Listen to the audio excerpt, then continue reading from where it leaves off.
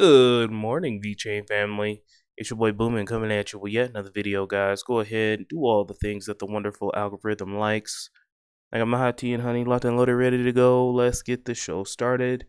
And today we're talking about the VeChain white paper. Now, we're not going to go over the whole white paper, but VeChain put out this amazing article here, and we're going to go through it.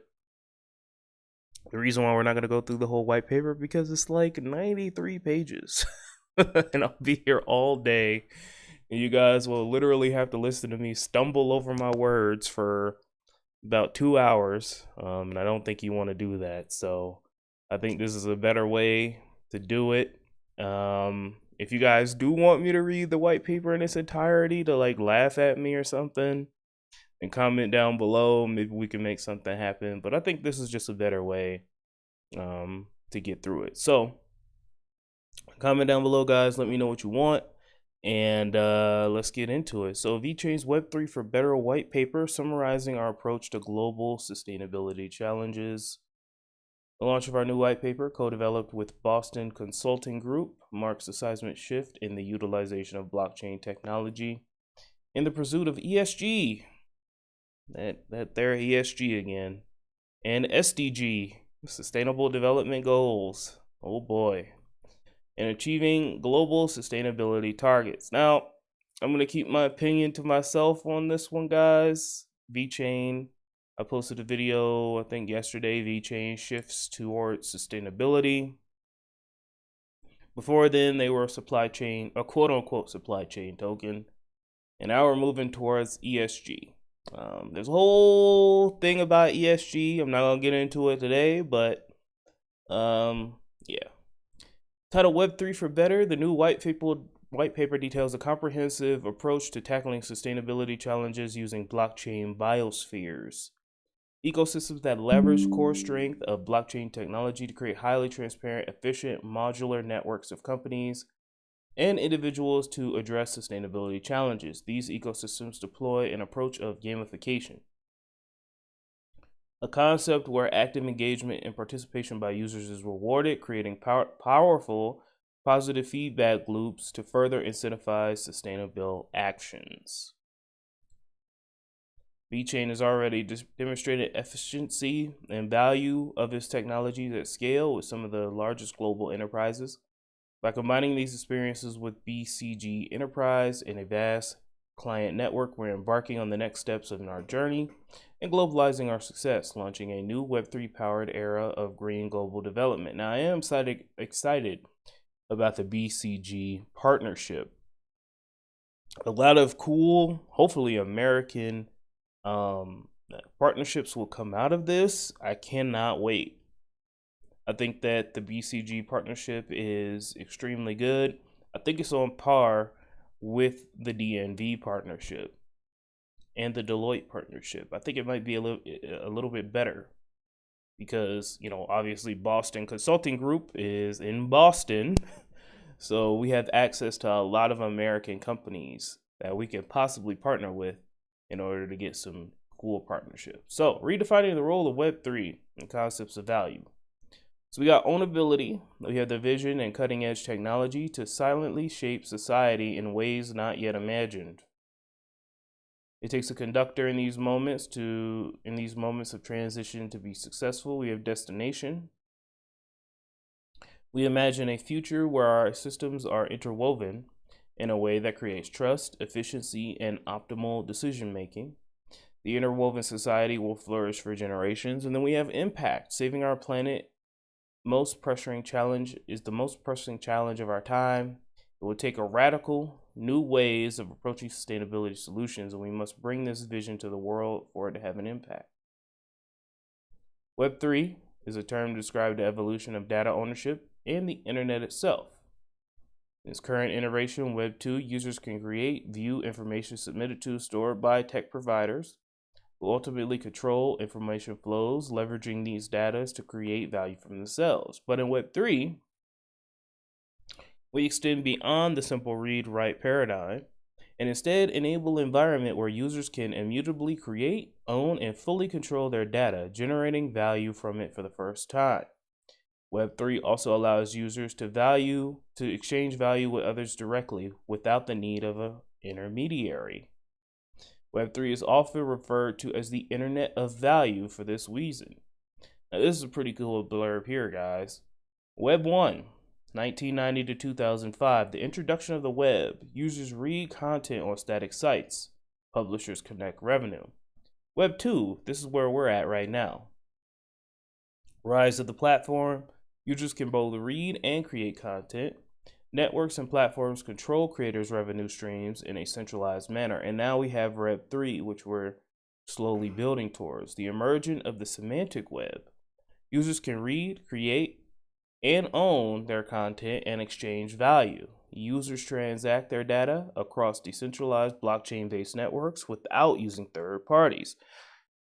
A lot of the companies that we know and love are probably going to be out of business soon. I was watching something the other day, and it was like, the Amazons of the world, the Googles of the world, all those things eventually are going to collapse. No company, don't care how big you are, eventually will collapse. And typically, the lifespan of a large company is about 30 years. And a lot of these companies that we know and love today are approaching 30 years old. Not saying that they're going to collapse this decade, but eventually they will collapse and new companies will rise above it, out with the old and with the new. I digress. In this new epoch, the notion of self-value is shifting. Purchasing decisions such as ethics or sustainability create opportunities for customers to drive social change through the brands and companies they engage with. These positive externalities are overlooked in legacy valuation models and represent new opportunities to apply blockchain and create value for brands based on customer activity. A recent Boston Consulting Group survey of approximately 19,000 customers found that 16% cited sustainability as one of the top 3 drivers in their most recent purchase. A significantly larger share said that they could be persuaded to make sustainability choices if the products or services deliver other related needs. We have economic value, societal value, and environmental value. Now, I have a question though. Who determines what's sustainable and what's not sustainable? That's my big question when it comes to this ESG stuff. Who is the arbiter of the ESG? Can companies just throw around sustainability here and there? For example, we got Tesla. Okay, Tesla is supposed to be quote unquote sustainable and ESG compliant, but they have lithium mines in Africa where thousands of poor Africans are digging up lithium mines with no equipment and horrible working conditions. Is that sustainable? Probably not. So who is the arbiter of this sustainability? That's the only question I have, and I'm going to shut up now. Let's continue here. Going green with gamification. Gamification is the process of incorporating game-style mechanics into everyday non-game activities to drive specific behaviors, emphasizing human motivation, and increasing actors' engagement. Gaming design leverages its points, rewards, leaderboards, social gifting, etc. to incentivize specific behavior based on customized needs from different participants. Okay. Humans are obviously motivated by rewards and incentives. In our vision for a greener future, people at the center of the game design and their motivations needs to shape how incentives are constructed.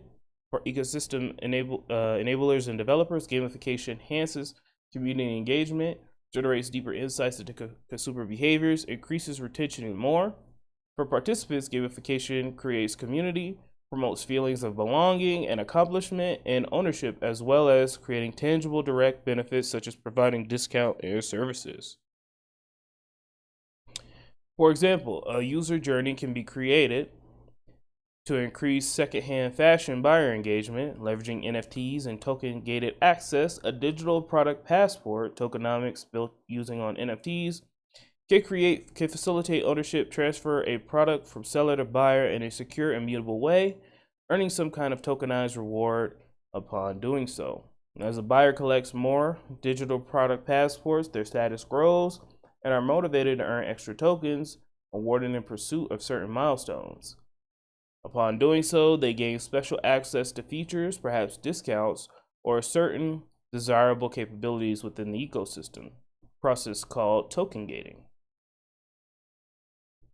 In turn, this can be applied to create more nuanced perks across ecosystems and industries within the blockchain biosphere. Let's take a look at what the blockchain biosphere is.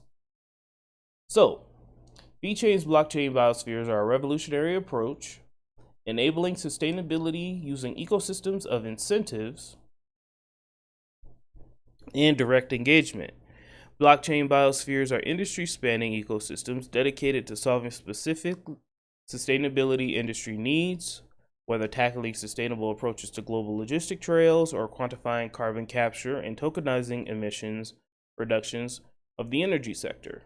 Early precursors of these biospheres were included in our carbon credit DApp built in 2018 with DNV and BYD, later becoming the tech provider for San Marino.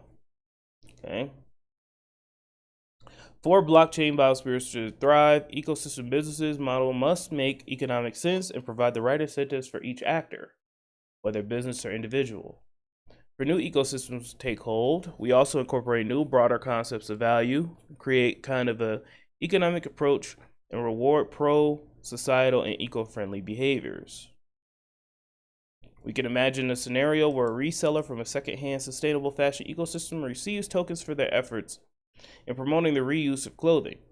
They can then spend those tokens for reduced fees at charging stations in the electric vehicle ecosystem in close collaboration with the Boston Consulting Group. We are in the process of expanding our enterprise partnerships and developing additional technical capabilities to support these biospheres. So connecting technologies here, layer 1 blockchain, applications, and then the biosphere here. So we got the enabler, service offering, adopter, promoter, create offering, partners, developers, ecosystem platform providers, and then incentivize. We got the sponsor.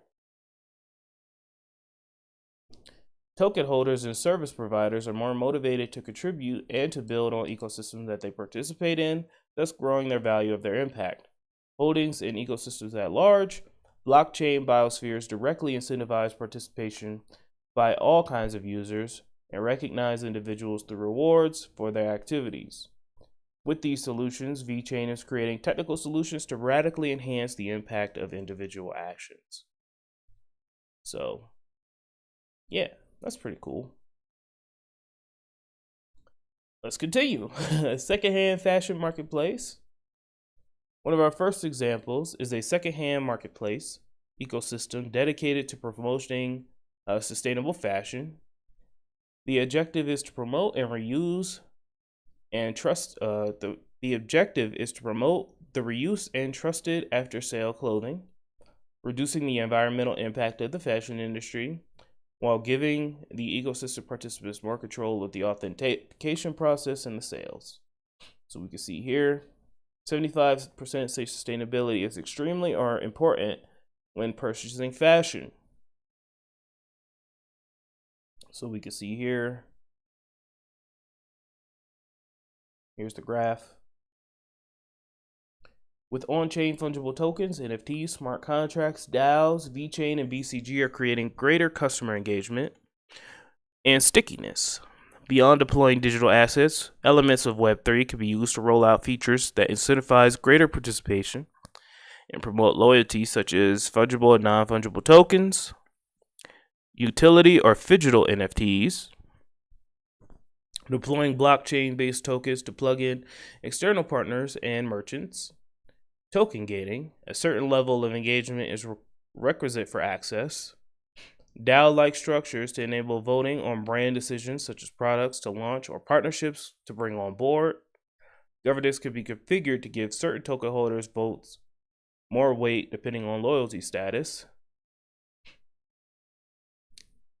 And then let's take a look at the challenges or the current strategy. So in traditional resale markets, sellers list goods on a marketplace. Higher value goods such as luxury items require authentication at physical locations in exchange for a commission. Once purchased goods are shipped to the buyer, who relies on the credibility of the marketplace for authentication. Payment flows from the buyer through the marketplace to the seller. The Web3 approach. In the Web3 second-hand market for fashion, sellers list goods on the marketplace. Instead of the seller shipping goods to an authentication site, the goods are sent straight to a buyer, having already been implanted with VeChain's NFC blockchain technologies. The buyer scans the tag, verifies the authenticity of the goods themselves. Payments are executed by smart contracts and sent directly to the seller without intermediary or commission taking. So that's pretty cool. We got EV battery recycling, and I'm just going to scroll down here to see how much more we have left. And we got quite a few, so let's keep it going. So,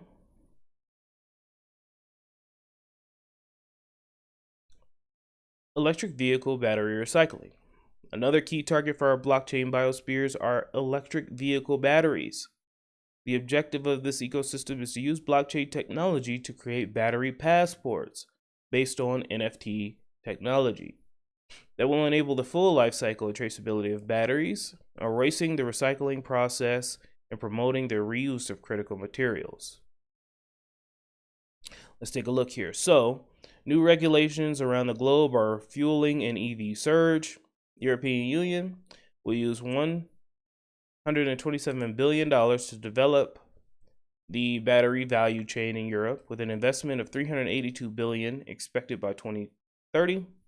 The Inflation Reduction Act will provide approximately $370 billion of energy-related spending, including up to $20 billion in loans and $2 billion in grants for new and existing EV facilities.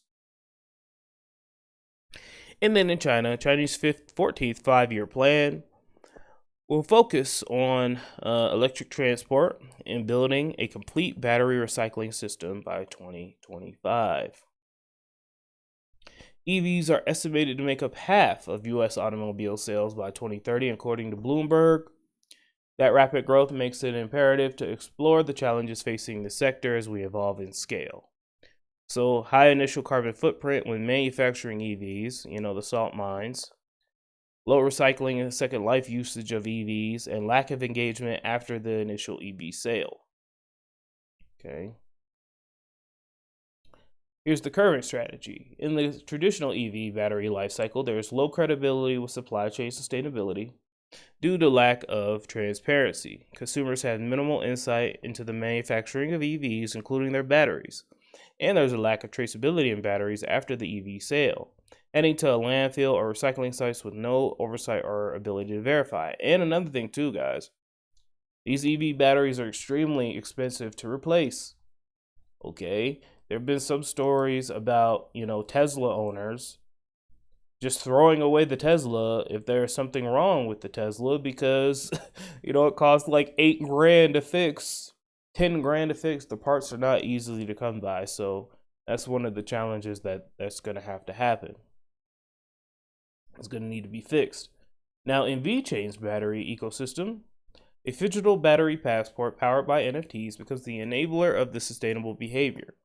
The passport collects information throughout the manufacturing process, sale process, secondhand customers, and eventually recycling facilities who can access the EV battery passports and retrieve battery information to complete the cycle, creating visibility across the entire life cycle.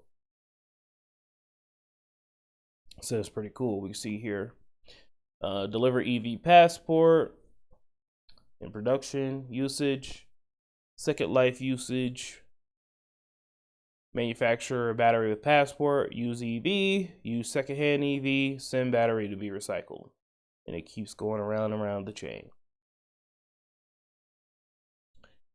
Now we got 3D printing supply chain at the edge. So our third ecosystem deploys novel technologies to tackle entrenched problems with modern supply chain. 3D printing in combination with blockchain technology is providing a powerful answer to address the sustainability challenges of the logistics industry. Global supply chains account for 8% of annual carbon emissions, according to the International Energy Agency. The magnitude of these emissions are only projected to grow in the coming decades. While this is a well-established industry, there are three significant pain points. Supply chains are significant producers of carbon emissions, expensive, lengthy transportation routes for spare parts from the original equipment manufacturers, and unused inventory leading to waste and working capital loss. SC@E replaces traditional manufacturing with blockchain-enhanced 3D printing. A customer initiates the process by placing a request for a spare part.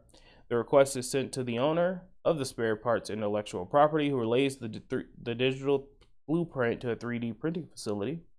An automobile original equipment manufacturer sends the blueprint 3D files printing facility securely facilitated by VeChainThor. In the current supply chain logistics industry, OEMs manufacture a spare part far away from the end user. That part may be transported hundreds or thousands of miles to the end user through a variety of transportation methods, generating significant emissions. The whole process could take days, weeks, leading to long lead times in case of the supply chain stocks. The Web3 approach, supply chain at an edge, is more versatile and streamlined process in which the OEM is responsible for designing the parts. With an end user has a request for the part will be printed close to them after the digital file has been sent to a 3D printer via blockchain. The lead time for the parts shrinks drastically, as does the emissions related to the product manufacturing. Carbon emissions from savings, on-location 3D printing of physical goods, eliminating long-distance shipping. Time saved, 3D printing locally takes 12 to 24 hours and can be delivered quickly. Additional economic opportunities, faster supply chains allow OEMs to reduce inventory stockpiles since they can rely on on-demand 3D printing. And then we have VeChain's mass adoption, next-gen tooling, integrating system integrations. Naturally, VeChain's technologies play a core role in the development of blockchain biospheres. We are building many new powerful features to enable a wider scale of adoption of VeChain and to create a technical parity with the world's largest blockchain, Ethereum. In the current landscape, many have opted to use private blockchains based on Ethereum technologies. With this parity, VeChain will allow seamless porting of projects to our public blockchain, VeChainThor. So we're going to talk about Vorj. Vorj, one of the common components of this mission, is our upcoming Web3 as a service platform, Vorj. Vorj is our most advanced tool set yet, with a Web2 based portal to cater for the most demanding of Web3 needs, including familiar UI, which allows users to mint, manage fungible and non-fungible tokens to access a wide array of smart contract templates built on Ethereum. And with this approach, we ensure seamless interoperability with other EVM networks. We recently launched vWorld, a powerful web wallet, soon to be launched in mobile and desktop versions. One of the upcoming features is integration of URL-based fee delegation, meaning users can configure transaction cost payments with third parties such as VeChain Energy, removing a key hurdle to mass adoption. One of the key technical features to include the deployment of the Carbon Footprint Explorer and VeChain Stats. We showed that on the channel. We've been dedicating significant resources to improving developer tooling, including contract development, framework integration, and a contract development IDE in the Open Zeppelin smart contract library, Ethereum's hard hat, and Truffle toolsets, and more. A key adoption vector for VeChain is through various global system integrators. A dedicated team is now focused on working with various global ERPs to offer VeChain as a service, leveraging our powerful Vorj platform. Through this approach, the VeChain blockchain is obtaining global accessibility at a far greater scale than before. This approach, in tandem with the extensive networks of our strategic partners, is placing VeChain at the core of the enterprise blockchain development and promises to see our blockchain thrive as a core player in the Web3 era. And then finally, guys, we got the next steps. Launching and establishing first ecosystems is now our core priority.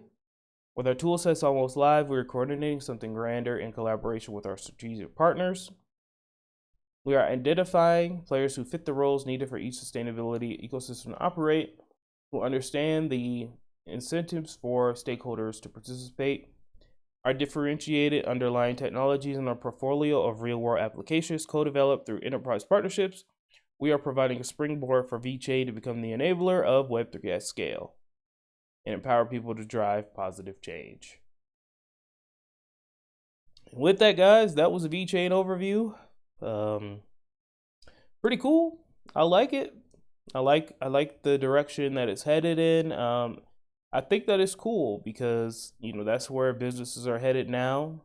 ESG, sustainability, and all that. And VeChain, yet again, one step ahead of the competition. So let's keep chopping, guys.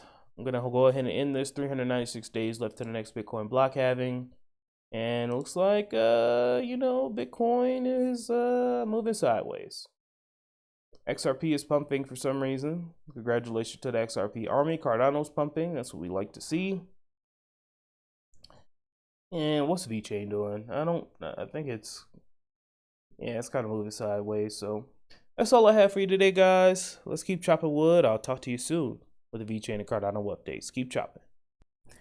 Thank you so much, VeChain and Cardano army, for your amazing Patreon support, guys. I'd like to give a shout out to Maryland for Crypto, Anthony Andrews, Feruz Din, Kyle Bachi, CryptoSVT.si, Angeltopia, DNC Vale, Leon Jackson II, Kragan, All Flare LLC, Lucky Sunshine Token, and VET Docky. I hope you enjoyed the show, guys, and I'll be back with another video soon.